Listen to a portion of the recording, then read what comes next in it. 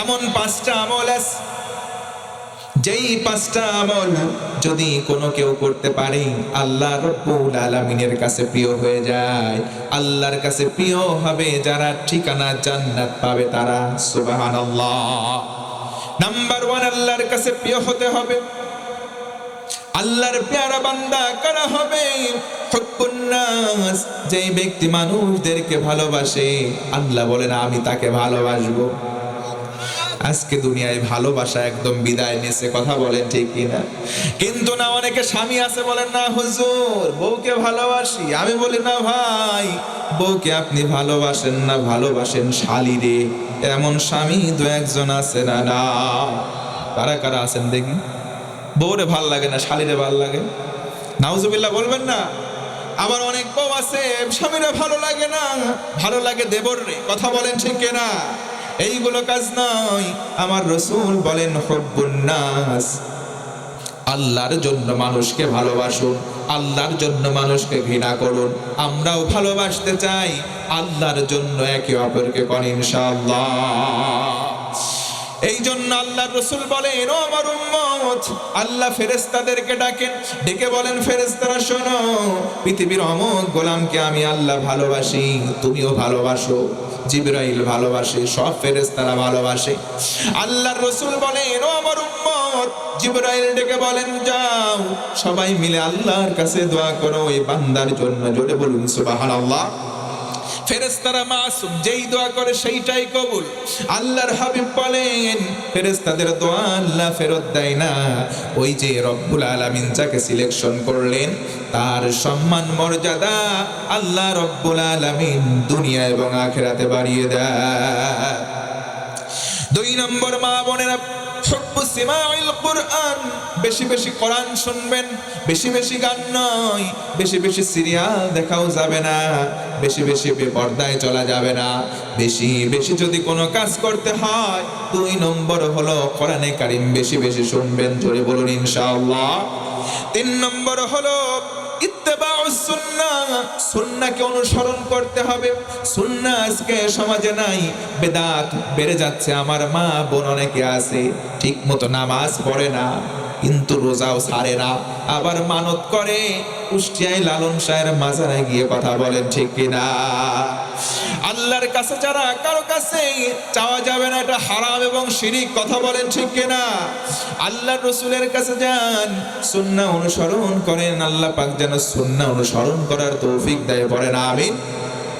মান আহাব্বা সুন্নতি ফাকাদ আহাব্বানি ওয়া মান আহাব্বানি কানা মাই ফিল জান্নাহ। আল্লাহর রাসূল বলেন, যে ব্যক্তি আমার সুন্নাহকে অনুসরণ করলো সে ব্যক্তি আমাকে ভালোবাসলো, আর যে ব্যক্তি সুন্নাহ অনুসরণ করে আমাকে ভালোবাসলো, দুইজন পাশাপাশি জান্নাতে থাকবো। জোরে বলুন সুবহানাল্লাহ। 4 নম্বর হলো ইবতিলা। ও আমার মা, ও আমার বোন, জীবনে পরীক্ষা আসবে, পরীক্ষা বাদে কারো জীবন নাই। এই জন্য ধৈর্য আর নামাজ।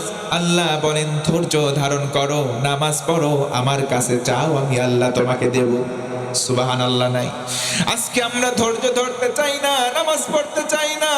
ও যুবক, যদি ফজরের নামাজ তুমি না পড়ো, ওই ঘুমটাই তোমার শেষ ঘুম হতে পারে। কথা বলো, পারে কি পারে না? কেমন করে ঘুমাও তুমি, কেমন করে ঘুমাও তুমি, ফজর করে কাজা, এমনও তো হতে পারি জোহরে জানাজা তোমার, এমনও তো হতে পারি জোহরে জানাজা। এই জন্য নামাজ ছাড়া যাবে না। কিন্তু আমার মুসলমান ভাই, আজকের সমাজে মুসল্লিরা 5 ওয়াক্ত নামাজ পড়ে না, কিন্তু এই মুসলমান তারা 5 শ্রেণীতে বিভক্ত। এক প্রকার হচ্ছে শুকুর আলী, শুক্রবারে যায়, সারা সপ্তাহ নামাজ নাই, আছে না? না। 2 নম্বর হলো বরাত আলী, সবে বরাতে যায়। 3 নম্বর হলো কদর আলী, সবে কদরে যায়। 4 নম্বর হলো রমজান আলী, আছে না? নাই। আর 5 নম্বর হলো ঈদ আলী, 2 ঈদের নামাজ পড়ে, সারা বছর কোনো নামাজ নাই। কথা বলেন ঠিক কিনা?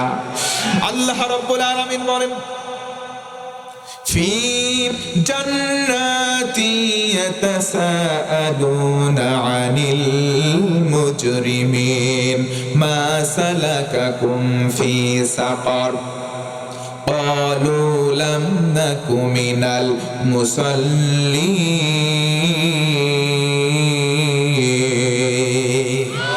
জান্নাতীরা জান্নাতে চলে যাবে, জাহান্নামীরা জাহান্নামে। জান্নাতীরা একে অপরকে বলবে, ভাই জাহান্নামে কেন আসছো? তারা বলবে, দুনিয়ায় নামাজ পড়তাম না। ও মুসলমান, আমি জানতে চাই, ও খুলনা বিভাগের মুসলমান, আমি জানতে চাই জান্নাতী আর জাহান্নামী দুই দল কি কখনো সমান হতে পারে?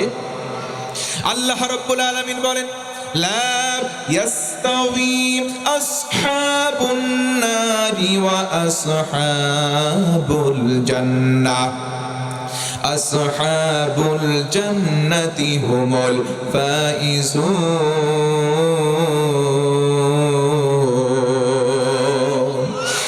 আল্লাহ বলেন, ও গোলাম, জান্নাতি আর জাহান্নামী দুই দল সমান নয়।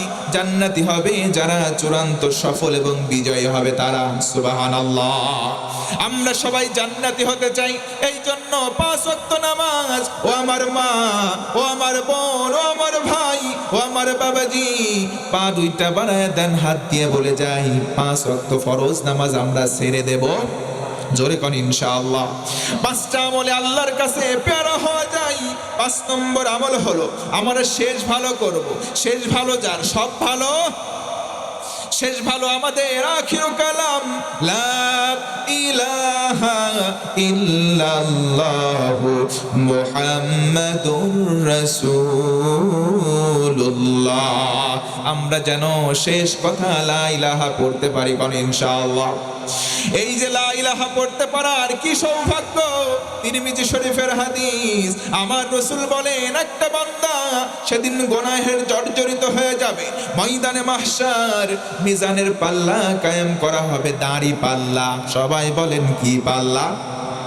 হয় নাই, জোরে বলেন। দাড়ি পাল্লা অনেকে চেনে না, আবার অনেক দিন যাবত হয়ে গেল দাড়ি পাল্লাকে চিনতে দেওয়া হয় নাই। কারণ কি? ডিজিটাল পাল্লা। আল্লাহর হাবিব বলেন, মরো আগে, মরার পরেই দাড়ি পাল্লা। আল্লাহু আকবার। দাড়ি পাল্লা, ডান পাল্লায় নেকি দেওয়া হবে, বাম পাল্লায় বদি। একটা ব্যক্তিকে ডাকা হবে, তিরমিজির হাদিস। শেষ করে দেই হবে, সময় পার হয়ে গেছে, শেষ করে দেই। এইটুক শেষ, এই হাদিসটা বলে শেষ করি। আল্লাহ রাসূল বলেন, একটা বান্দা সামনের দিকে আসবে, আসার পরে বলবে, ওই যে পাল্লার মধ্যে ডান পাল্লাই নেকি, কিন্তু ওই বান্দাটার ডান পাল্লা ফাঁকা। জোরে বল আল্লাহু আকবার। বাম পাল্লার মধ্যে খাতা দেওয়া আছে, খাতা খাতা। আল্লাহ রাসূল বলেন, মোটা মোটা খাতা, খাতার সংখ্যা 99টা। কয়টা? 99টা খাতা। আল্লাহর রাসূল বলেন, মাদ্দাল বাসার, চোখ দিয়ে যত দূর দেখা যায় এত বড় বড় এক একটা খাতা। আল্লাহু আকবার। 99টা খাতা দেওয়া হবে। লোকটা চিন্তা করবে, হায় হায়, জাহান্নামে যাওয়া ছাড়া কোনো উপায় নাই, কারণ ডান পাল্লা ফাঁকা। কিন্তু আল্লাহ সেই দিন ডেকে বলবেন, বিন্দু পরিমাণ জুলুম ও গোলাম আমি কোনো বান্দার প্রতি করব না। সুবহানাল্লাহ। খুদ বিতাকা, ছোট্ট একটা কাগজের টুকরা ফেরেশতাকে দেওয়া হবে। ও ফেরেশতা, যা ওই গোলামের ডান পাল্লায় তুলে দে। জোরে কোন সুবহানাল্লাহ। পাল্লার সঙ্গে যখন তুলে দেওয়া হবে, আল্লাহর হাবিব বলেন, মুহূর্তেই নেকির পাল্লাটা ভারী হয়ে যাবে। লোকটা চিন্তা করবে, আহারে, কেবল দেখলাম পাল্লাই কোনো কিছু নাই, কি এমন দিল? আল্লাহ রাসূল বলেন, তাকাবে। লোকটা তাকিয়ে দেখবে, হাই, দুনিয়ার জীবনে একটা বার শুধুমাত্র এই কালেমা পড়েছিলাম, লা ইলাহা, জোরে লা ইলাহা, লা ইলাহা ইল্লাল্লাহু মুহাম্মাদুর রাসূলুল্লাহ।